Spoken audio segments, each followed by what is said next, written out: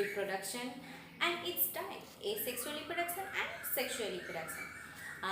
And we next discuss about asexual reproduction and its characteristics. And today we discuss about sexual reproduction and its characteristics. তো last ক্লাছত আমি reproduction অৰ্থাৎ প্ৰজনন কি পঢ়িলোঁ, প্ৰজননৰ প্ৰকাৰ, অযৌন প্ৰজনন আৰু যৌন প্ৰজননৰ বিষয়ে ক'লোঁ। নেক্সট তাৰপিছতে আমি অযৌন প্ৰজনন কি আৰু তাৰ বৈশিষ্ট্যসমূহৰ কথা আমি পঢ়িলোঁ, আলোচনা কৰিলোঁ। এতিয়া আমি যৌন প্ৰজনননো কি, তো যৌন প্ৰজননৰ বৈশিষ্ট্যবিলাকৰ বিষয়ে আলোচনা কৰিম। Today we discuss about sexual reproduction and its characteristics. So what is sexual reproduction? So already we know that reproduction is two types, asexual reproduction and sexual reproduction. Last class we discussed about asexual reproduction and today we discuss about sexual reproduction. So what is sexual reproduction?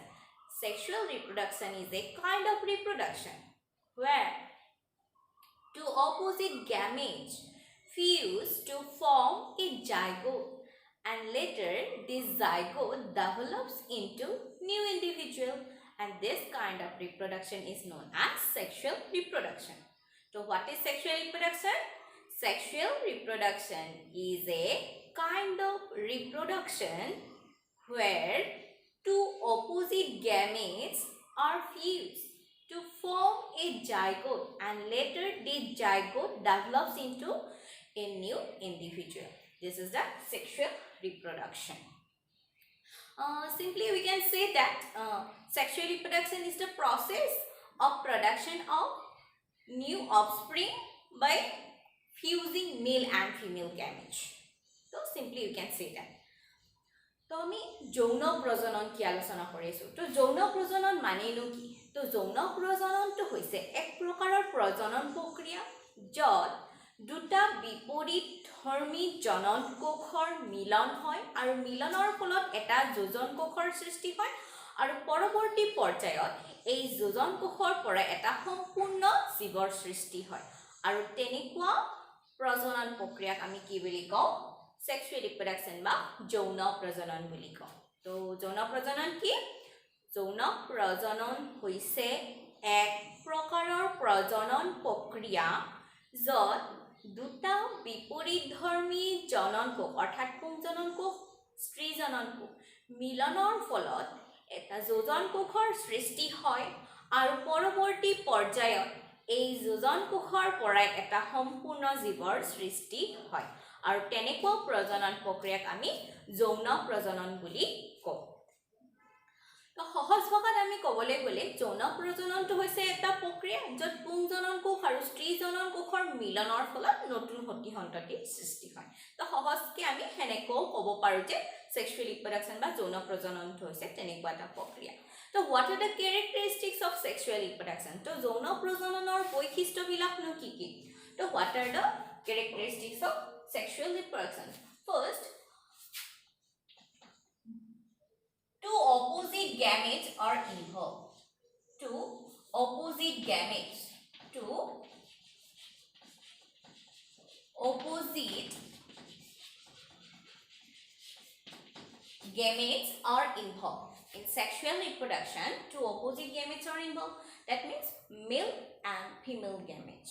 So যৌন প্ৰজননৰ মূল বৈশিষ্ট্যটো হৈছে যে ইয়াতে আমাৰ দুটা বিপৰীত ধৰ্মী জনন কোষ অৰ্থাৎ পুংজনন কোষ আৰু স্ত্ৰী জনন কোষ কি হৈ থাকে, ইয়াতে জড়িত হৈ থাকে।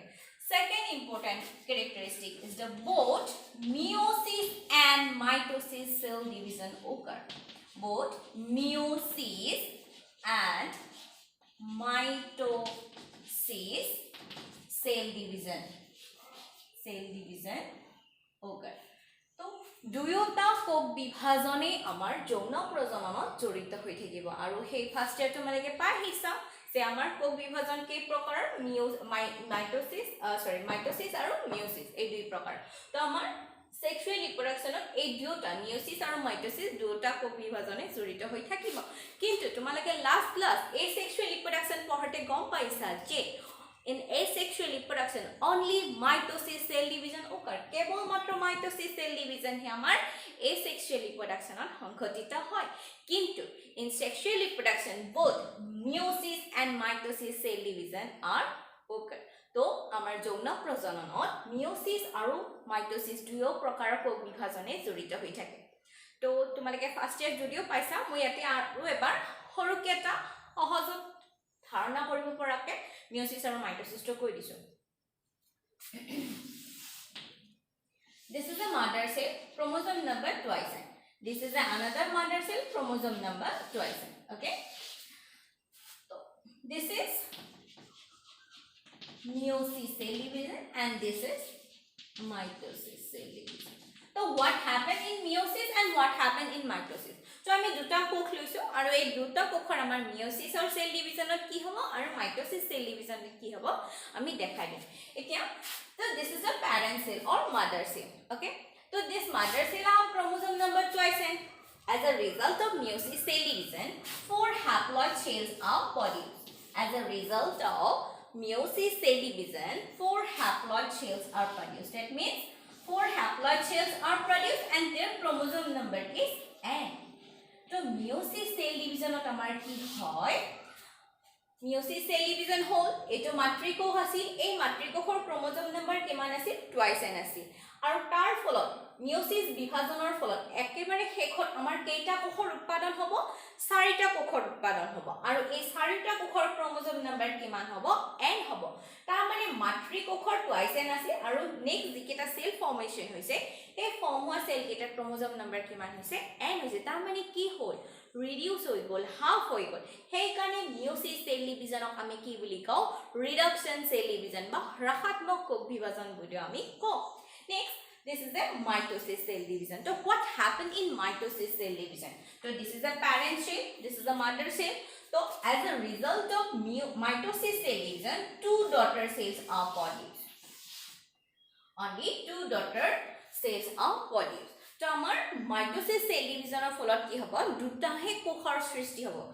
আৰু মাইটোসিস সেল বিভাজনৰ ফলত যি দুটা কোষৰ সৃষ্টি হ'ব আৰু সেই কোষ দুটাৰ ক্ৰোমোজোম নম্বৰ কিমান হ'ব same with their mother cell তাৰ মানে কিমান হৈ থাকিব twice n হৈয়ে থাকিব and this cell division is known as body cell division or দৈহিক কোষ বিভাজন বুলিও আমি কওঁ তো এতিয়া তোমালোকে গম পালা যে মিয়োসিস সেল ডিভিজনত কি হয় আৰু মাইটোসিস সেল ডিভিজনত কি হয় তো মিয়োসিস সেল ডিভিজনত কি হয় ৰিডাকশন হৈ পেলাই তাৰ ক্ৰোমোজোমটো হাফ হৈ যায় আৰু মাইটোসিস সেল ডিভিজনত কি হয় যিমান ক্ৰোমোজোম থাকে সিমান ক্ৰোমোজোমেই থাকিব আৰু ইয়াৰ সংখ্যা কিমান হ'ব দুটা হ'ব এতিয়া আমাৰ sexual reproduction a sexual reproduction of both meiosis and mitosis cell division are occur but in asexual reproduction only mitosis cell division occur only mitosis cell division occur that means only body cell division he hobo ঠিক আছে তো এখানে আমি meiosis mitosis এর concept বুঝি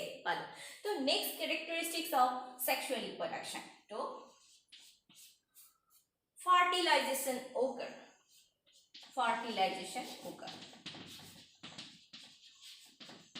তো ইয়াত কি হ'ব ফার্টিলাইজেশন অর্থাৎ নিষেচন হ'ব আমি ক্লাস 10 তোমাকে পাই হেছা হোৱাট ইজ ফার্টিলাইজেশন বা নিষেচন কি জাস্ট ফিউজন অফ আমি পাই দিছে মেল আৰু ফিমেল গেমেটৰ অৰ্থাৎ পুংজনন কোষ আৰু স্ত্ৰীজনন কোষৰ মিলনকে আমি কি বুলি কওঁ কাৰ্যটো নিষেচন বুলি কওঁ তো আমাৰ সেক্সুয়াল ৰিপ্ৰডাকশনত কি হ'ব যেহেতু দুটা অপোজিট গেমেট জড়িত হৈ আছে আৰু তাৰ ফলতে হিয়তৰ কি হ'ব মিলন হ'ব অৰ্থাৎ কি হ'ব নিষেচন কাৰ্য সংঘটিত হ'ব and next 4 number characteristics is the zygote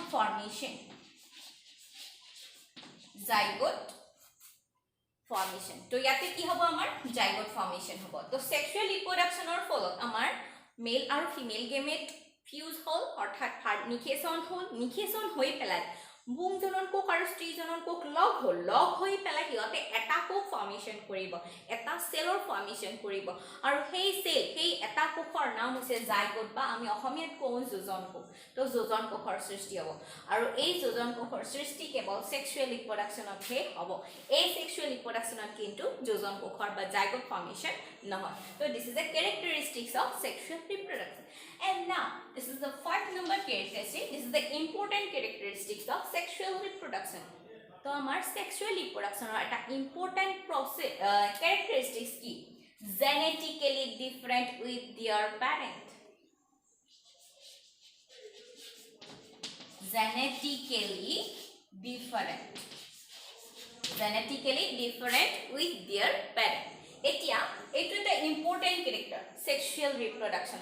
তো আমি asexual reproduction এটা important character আছিল কি genetically same with their parent. আৰু ইয়াতে আমাৰ sexual reproduction কি হ'ল genetically different with their parent. এটা কথাটো এনেকুৱা ইয়াতে কি হৈছে দুটা opposite gametes male and female gamete জড়িত হৈছে ফিউজন হ'ল জাইগট ফৰ্মেশন হ'ল আৰু সেই জাইগটটো এটা নিউ ইন্ডিভিজুৱেল ফৰ্মেশন কৰিলে এতিয়া genetically different with their parent means the offspring is not exactly same with their father or not exactly same with their mother. তো যেটো জীৱৰ সৃষ্টি হ'ব sexual reproductionৰ ফলত সেই জীৱটো genetically জিনীয়ভাৱে সম্পূৰ্ণৰূপে দেউতাকৰ লগতো মিল নাথাকিব আৰু সম্পূৰ্ণৰূপে মাকৰ লগতো মিল নাথাকিব কাৰণ কিয় male and female gamete fuse to form zygote and this zygote later develops into new individual কাৰণ কিয় এই জীৱটো কেনেকৈ ফৰ্ম হৈছে পুংজনন কোষ আৰু স্ত্ৰীজনন কোষৰ মিলনৰ ফলত তো এটা আধা ক্যাৰেক্টাৰ কোৰ পৰা আহিছে ফাদাৰৰ পৰা আহিছে আৰু আধা ক্যাৰেক্টাৰ কোৰ পৰা আহিছে মাদাৰৰ পৰা আহিছে গতিকে আমি যদি কম্পেয়াৰ কৰো তেতিয়া হলে আমি দেখা পাম suppose this is a male gamete or this is a female gamete. So this gamete fuse to form this zygote and later this zygote develops into a new individual. Okay. এতিয়া এই যেটো new ইন্ডিভিজুৱেল formation হল ইয়াতে কি হৈছে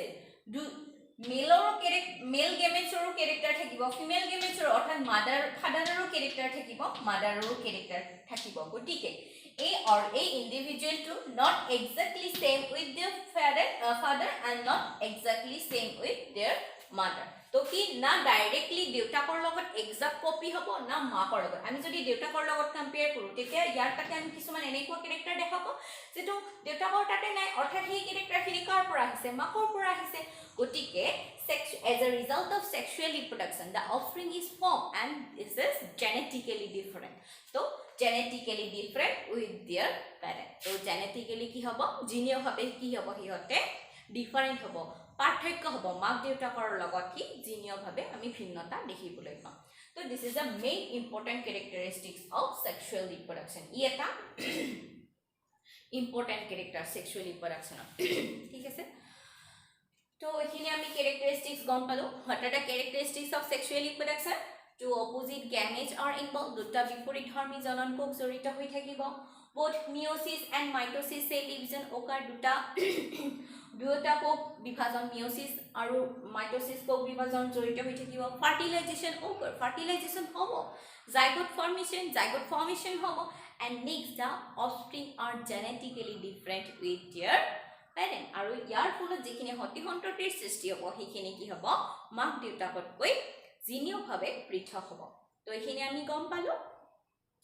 এতিয়া আমি asexual reproduction last class discuss কৰিছো আৰু sexual reproduction আমি আজি ডিসকাস কৰিলো তো এতিয়া তোমালোকক যদি মই কম what are the difference between asexual reproduction and sexual reproduction তো আমি কি পাৰ্থক্য দেখা পাম asexual reproduction আৰু sexual reproduction তো তাৰ আগতে তোমালোকে মনত পেলোৱা what is asexual reproduction তো simply আমি কম যে asexual reproduction কি আছে asexual reproduction is a kind of reproduction where only one parent is involved with produce without meiosis and fertilization. তো ইয়াতে কি হ'ব meiosis cell division নহয় fertilization নহয় আৰু only one parentৰ পৰাই আমাৰ কি হ'ব নতুন জীৱৰ সৃষ্টি হ'ব আৰু তেনেকুৱাকে আমি প্ৰজনন প্ৰক্ৰিয়াক আমি কি বুলি কওঁ অযৌন প্ৰজনন বুলি কওঁ তো এতিয়া আমি যদি ডিফাৰেন্স চাওঁ কি ডিফাৰেন্স দেখিবলৈ পাম asexual reproduction আৰু sexual reproductionৰ তো ফাৰ্স্ট আমি কব পাৰো only one parent is involved in asexual reproduction but in sexual reproduction both male and female gametes are involved তো আমাৰ অযৌন প্ৰজননত কেৱল মাত্ৰ এটা পিতৃ পুৰুষে জড়িত হৈ থাকিব কিন্তু ইফালে আমাৰ যৌন প্ৰজননত কি হৈ থাকে দুটা অপোজিট বিপৰীতধৰ্মী জনন কোষ জড়িত হৈ থাকে নেক্সট আমি এসেক্সুৱেল ৰিপ্ৰডাকশ্যনত অনলি মাইটোসিছ সেল ডিভিজন ওকাৰ কেৱল মাত্ৰ মাইটোসিছ অৰ্থাৎ দৈহিক কোষ বিভাজনহে দেখিবলৈ পাম বাট in sexual reproduction both meiosis and mitosis cell division are correct তো আমাৰ sexual reproduction কি হ'ব দুয়োটা meiosis আৰু mitosis দুয়োটা কোষ বিভাজনে আমি দেখিবলৈ পাম next in asexual reproduction no fertilization occur gamete formation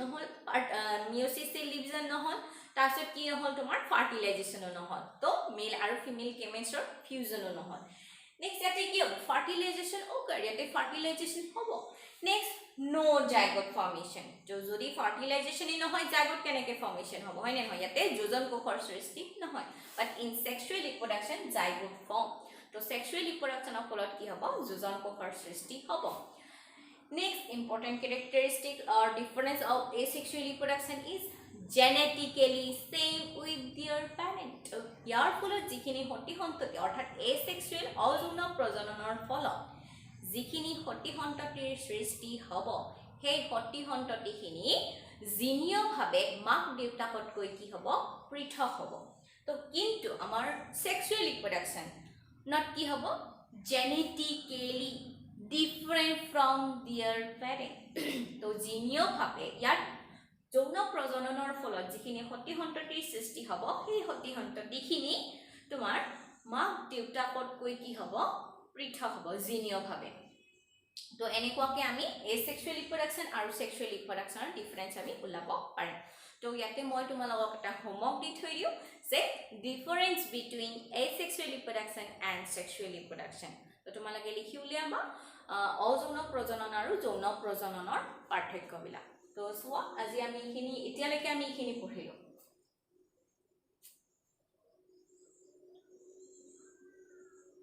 this is meiosis cell division this is mitosis cell division আৰু ইয়াক আমি কি বুলি কওঁ ৰাসাত্মক আৰু ইয়াক কি বুলি কওঁ দৈহিক কোষ বিভাজন বুলি কওঁ আৰু meiosis cell division কোট হয় germ cellত হয় আৰু আমাৰ mitosis cell divisionত কোট হয় body cellত হয় ঠিক আছে তো ইখিনি তোমালোকে লিখি উলাবা তো এটো মোৰ হোমৱৰ্ক থাকে এতিয়া তোমালোকে ফাৰ্স্ট এতিয়া চেপ্টাৰটোৰ নামটো মন কৰা কি ৰিপ্ৰডাকশন ইন অৰ্গানিজম জীৱৰ প্ৰজনন এটা জীৱৰ প্ৰজনন তো জীৱ বুলি কওঁতে আমি ইয়াতে এককোষীৰ পৰা বহুকোষী ইউনিসেলুলাৰ টু মাল্টিসেলুলাৰ প্লান্টস টু এনিমেলস উদ্ভিদৰ পৰা প্ৰাণী সকলোবিলাকৰ কথা ইয়াতে আহি পৰিব তো in this chapter we discuss about different organisms reproduction that means how different organisms reproduce differently so we discuss about this in this chapter so some organisms are reproduced asexually and some organisms are reproduced sexually that means some organisms reproduced by asexual reproduction and some others are reproduced by sexual reproduction process okay so already in last class we discussed that how organism is reproduced it's depend on its nature its habitat its internal physiology etc are collectively responsible how an organism is reproduced তো এটা জীৱই কেনেকে ৰিপ্ৰডাকশন প্ৰজনন কাৰ্য সংঘটিত কৰিব হেতু নিৰ্ভৰ কৰে জীৱটোৰ প্ৰকৃতি তাৰ বাসস্থান তাৰ আভ্যন্তৰীণ শৰীৰ ক্ৰিয়া এইবিলাকৰ ওপৰত নিৰ্ভৰ কৰি জীৱটোই কেনেকে প্ৰজনন কাৰ্য সংঘটিত কৰিব এখিনি কথা কব পাৰি এতিয়া কিছুমান জীৱই অযৌন প্ৰজনন প্ৰক্ৰিয়াৰ দ্বাৰা প্ৰজনন কাৰ্য সংঘটিত কৰিব আৰু কিছুমান জীৱই আকৌ যৌন প্ৰজনন প্ৰক্ৰিয়াৰ দ্বাৰা প্ৰজনন কাৰ্য সংঘটিত কৰিব first we discuss the methods of asexual reproduction তো এতিয়া প্ৰথমতে আমি অযৌন প্ৰজননৰ কৌশল বা পদ্ধতি সমূহৰ বিষয়ে ডিসকাস কৰিম now we discuss the methods of asexual reproduction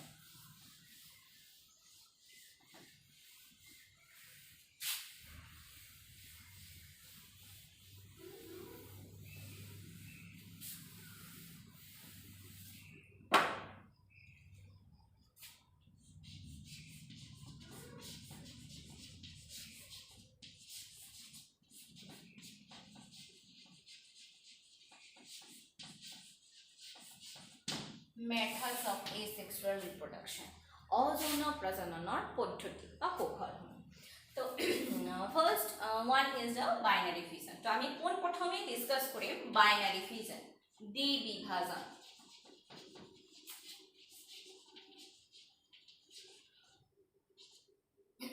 okay তো প্রথমে আমি কার বিষয়ে ডিসকাস করিম বাইনারি ফিউশনৰ কথা দ্বিবিভাজন অসমীয়াত কি বুলি কোৱা হয়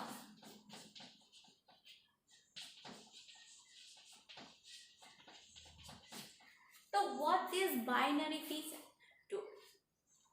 the binary fission is the methods of asexual reproduction in which the parent individual or the parent cell divide into nearly equal two daughter individual or two daughter cell. By binary fission, the parent individual divide into nearly equal two daughter individual or two daughter cell. অসমীয়াত দ্বিবিভাজন তো দ্বিবিভাজনটো হৈছে অযৌন প্ৰজননৰ এক প্ৰক্ৰিয়া য'ত নেকি মাতৃ জীৱটোৱে বিভাজিত হয় প্ৰায় সমান দুটা জীৱলৈকে অৰ্থাৎ মাতৃ জীৱটোৰ সমানে প্ৰায় সমানে দুটা বিভাজন ঘটি পেলাই দুটা জীৱৰ সৃষ্টি কৰে তো তাকে আমি কি বুলি কৈছো দ্বিবিভাজন বুলি কৈছো generally unicellular organism like amoeba bacteria paramecium etc they are reproduced by binary fission in asexually তো আমাৰ যিবিলাক ইউনিসেলুলাৰ এককোষী জীৱ আছে এই এককোষী জীৱ যেনে এমিবা ব্যাকটেৰিয়া প্যাৰামেচিয়াম এই জীৱবিলাকে আমাৰ বাইনাৰী ফিজনৰ জৰিয়তে আমাৰ কি কৰে প্ৰজনন কাৰ্যটো সংঘটিত কৰে and that's why they are known as immortal আৰু সেইভাবে হিয়তক কিন্তু অমৰ জীৱ বুলিও কোৱা হয় that means unicellular organisms are immortal so why they are immortal to etia saba tumalok moi binary fission eta kotha koi disu amoeba suppose right this is a amoeba this is the parent cell of amoeba to eto matri jibo de to ami jano je amoeba is a unicellular organism to single cell is that means one individual to eta kok mane hi eta jibo etia next are division hole by binary fission तो binary fission or জৰিয়তে তাৰ যেতিয়া division হ'ব কি হ'ব তো এনেকুৱাকে divide হ'ল so this is the nucleus divide and next এনেকুৱাকে কি হ'ল তোমাৰ দুটা daughter cell formation হ'ল এনেকুৱাকে দুটা daughter cell formation হ'ল and daughter cell formation হ'ল মানে দুটা cell মানে কি দুটা জীৱ because amoeba is a unicellular organism তো এনেকুৱাকে এটা মাতৃ জীৱদেহৰ পৰা প্ৰায় সমান দুটা ডটাৰ ইন্ডিভিজুৱেল দুটা জীৱৰ সৃষ্টি হয় আৰু এই প্ৰক্ৰিয়াটোকে আমি কি বুলি কওঁ দ্বিবিভাজন অলপ আগতে কৈছো যে মই ইউনিসেলুলাৰ অৰ্গানিজমছ আৰ known as immortal অমৰ বুলি কোৱা হয় why they are known as immortal কিয় হিয়তক অমৰ বুলি কোৱা হয় because the parent cell is divide not dead the parent cell have no natural death the parent cell divide to form two daughter individual तो मातृ জীৱদেহ এই মাতৃ জীৱদেহটোৰ কি হ'ল মৃত্যু হোৱা নাই মাতৃ জীৱদেহটোৰ বিভাজন হৈ পেলাই দুটা জীৱৰ সৃষ্টি হৈছে অৰ্থাৎ এই জীৱটোৰ নেক্সট কি হ'ল বিভাজিত হৈ পেলাই দুটা তো এই কোষটোৰ মৃত্যু হোৱা নাই এই জীৱটোৰ মৃত্যু হোৱা নাই বিভাজন হে হৈছে বিভাজন হৈ দুটা জীৱৰ সৃষ্টি হৈছে আৰু সেই কাৰণে ইয়াক কি বুলি কোৱা হয় অমৰ জীৱ বুলি কোৱা হয় ইউনিসেলুলাৰ এককোষী জীৱবিলাকক অমৰ জীৱ বুলি কোৱা হৈছে ঠিক আছে according to plan of cell division this binary fission is 3 types according to plan of cell division অৰ্থাৎ কেনেকুৱা সমতলত কোষ বিভাজন হ'ব তাৰ ওপৰত নিৰ্ভৰ কৰি আমাৰ বাইনাৰী ফিজনটো আকৌ তিনি প্ৰকাৰৰ কি কি according to plan of cell division plan of cell division আমি কি পাম তিনি প্ৰকাৰ one is irregular binary fission irregular binary fission Assam দ্বিবিভাজন Next, second one is the longitudinal binary fission. Longitudinal binary fission, লম্বীয় দ্বিবিভাজন. And third one is the transverse binary fission, পৃষ্ঠীয় দ্বিবিভাজন. According to plan of cell division, অর্থাৎ কেনেকুৱা সমতলত কোষ বিভাজন হ'ব তাৰ ওপৰত নিৰ্ভৰ কৰি আমি কি পাম যে বাইনাৰী ফিজনটো আমাৰ কেই প্ৰকাৰৰ, তিনি প্ৰকাৰৰ. ইৰেগুলাৰ বাইনাৰী ফিজন, অসম দ্বিবিভাজন, longitudinal binary fission, লম্বীয় দ্বিবিভাজন, and transverse binary fission, পৃষ্ঠীয় দ্বিবিভাজন. এতিয়া what do you mean by irregular binary fission? Assam দ্বিবিভাজন মানে কি? In this process of binary fission, the parent individual divide into two daughter individual in any plan, in different plan. That means they have no definite plan of cell division. তো অসম দ্বিবিভাজনত কোনো ধৰণৰ এটা নিৰ্দিষ্ট সমতল নাই যে জীৱটোৱে সেই নিৰ্দিষ্ট সমতলটোতহে সেল ডিভিজন কৰি পেলাই তাৰ নিউ ইন্ডিভিজুৱেল ফৰ্মেশন কৰিব. আৰু তেনেকুৱা বাইনাৰী ফিজনক আমি কি বুলি কওঁ? অসম বা ইৰেগুলাৰ বাইনাৰী ফিজন বুলি কওঁ. নেক্সট উই ডিসকাস longitudinal binary fission, লম্বীয় দ্বিবিভাজন. In longitudinal binary fission, the parent individual divide longitudinally to form two daughter individual. That means the division of plan of cell division is longitudinal. That means vertical. এতিয়া লম্বীয় দ্বিবিভাজন মানে কি? যদি এটা জীৱ তোমাৰ লম্বভাৱে next দ্বিবিভাজন হৈ পেলাই দুটা জীৱৰ সৃষ্টি কৰে তাকে আমি কি বুলি কওঁ? লম্বীয় দ্বিবিভাজন বুলি কওঁ. ফৰ এক্সাম্পল আমি ফ্লেজেলেটেড অৰ্গেনিজম ইউগ্লেনা, তো ইউগ্লেনাৰ কথা আমি ক'ব পাৰোঁ. চাবা, আৰু অলৰেডি মই এইটো কোৱা নহ'ল বাৰু. Irregular binary fission, Assam দ্বিবিভাজনৰ example আমি ল'ব পাৰোঁ amoeba.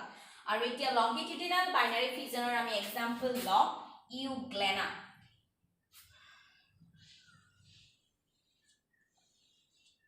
So this is euglena. So this euglena divide longitudinally. So লম্বীয় সমতলত কি হ'ব? তাৰ বিভাজন হ'ল, বিভাজন হৈ এনেকুৱাকে দুটা ইউগ্লেনাৰ সৃষ্টি কৰিব. মোৰ ডায়াগ্ৰাম ইমান ভাল হোৱা নাই, মই জাষ্ট ৰাফলি তোমালোকক বুজাই দিছোঁ.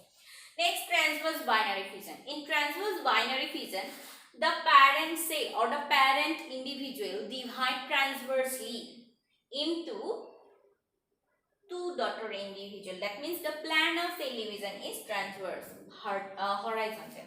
So ইয়াত কি হয়? For example, ciliated organism paramecium. তো আমি parameciumৰ example এটা ল'ব পাৰোঁ.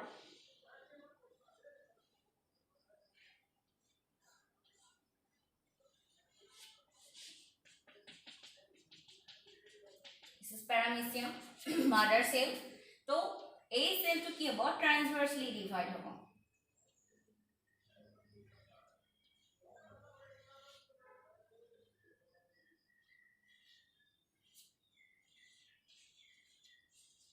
ট্ৰান্সভাৰ্সলি ডিভাইড হৈ পেলাই